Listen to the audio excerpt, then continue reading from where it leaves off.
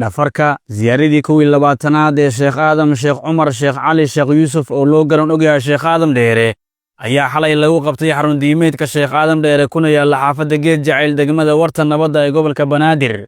dhafarka xalay ayaa gaar u ahaa dariiqada qaadiriye gaar ahaan Uweysiye waxaana dhafarka ziyaarada ka soo qayb galay jamaacaadka ku abtirsaday xerta Sheekh Aadam Dheere oo ay wehelinayaan jamaacaadka kale ee Uweysiyada ah. waxayna halkaasi ku oogeen digri guursimaad ah oo goob ay isku barbar istaageen iyagoo ku macaansanaya digriga Alle.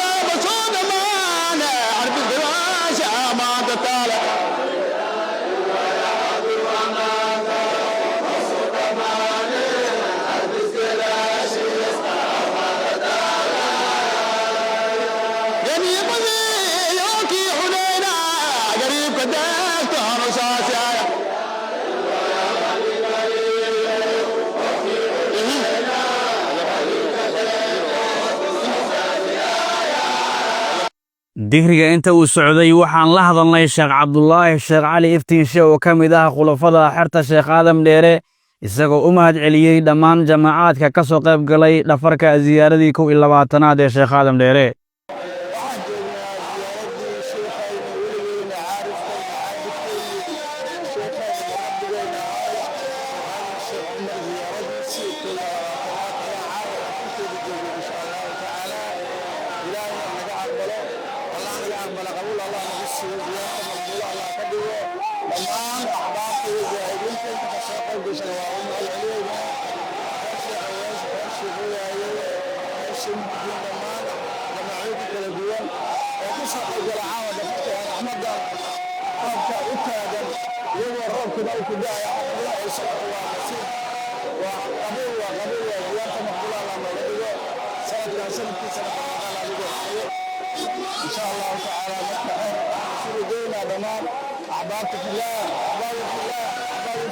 ziyaarada sheekha ayaa waxay socon doontaa inta ka dhiman bishan iyadoo ay ka soo qayb gali doonaan qaybaha kala duwan ee jamaacaadka Ahlus Sunnah wal Jamaaca.